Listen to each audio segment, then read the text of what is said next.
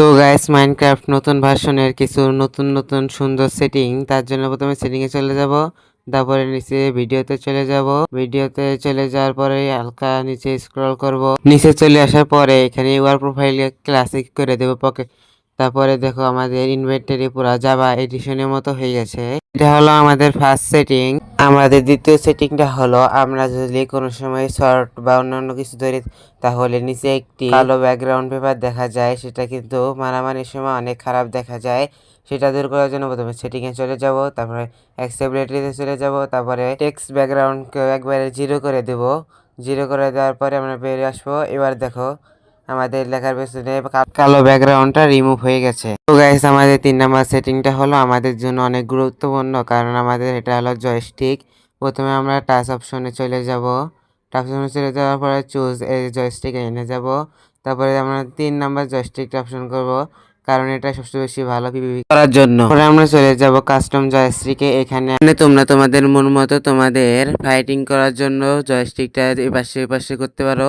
এখানে তোমরা সাইজ ছোট বড় করতে পারো, আবার ফির এখানে অপরচুনিটি দিয়ে তোমরা এটাকে হাইড করতে পারো। তুমি যদি ইউটিউবার হও তাহলে তোমার জন্য এটা অনেক গুরুত্বপূর্ণ। এটা হাইড থাকলে স্ক্রিনটা অনেক বড় দেখা যায়। তো গাইস তুমি যদি এত দূর পর্যন্ত চলে আসো তাহলে আমাদের চ্যানেলটাকে একটু সাবস্ক্রাইব করে আমাদের পাশে থাকো। তো গাইস এটা হলো আমাদের 4 নাম্বার সেটিং, যেটা তোমাদের অনেক গুরুত্বপূর্ণ।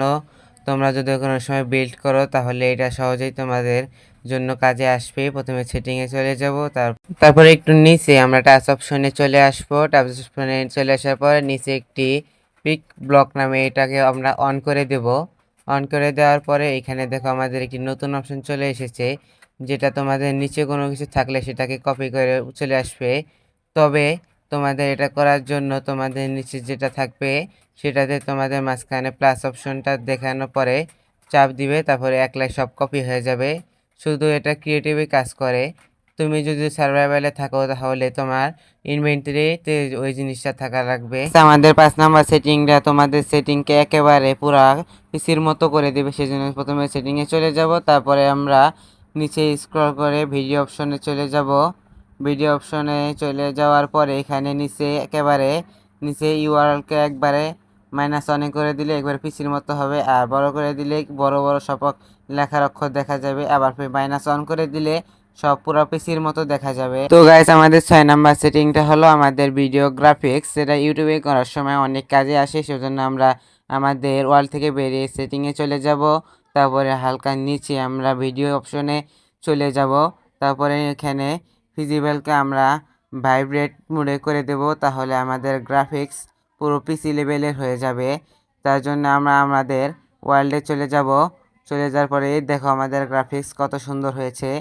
তবে এটা শুধু 6 জিবি বা 8 জিবিতে কাজ করে, তার নিচে হলে এটা ল্যাগ করবে। গেম ল্যাগ করলে গেম খেলে মজা নাই, ফাইট করে মজা নেই, চলাফেরা করে মজা নেই। তার জন্য আমি বলছি তোমাদের যদি লো ডিভাইসের ফোন হয় তাহলে এটাকে অন করো না।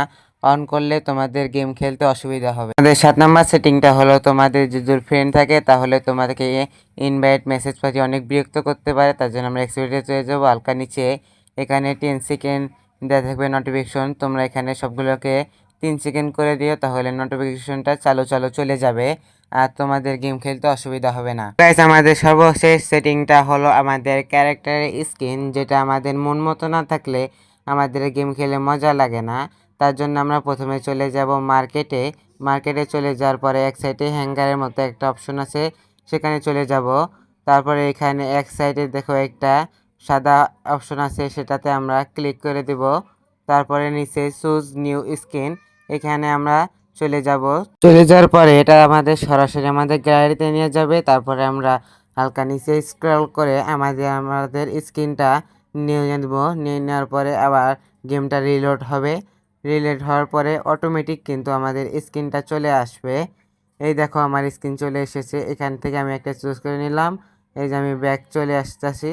এই যে ব্যাক চলে আসার পরে এই যে আমার ক্যারেক্টার কিন্তু আমার মন মতো হয়ে গেছে।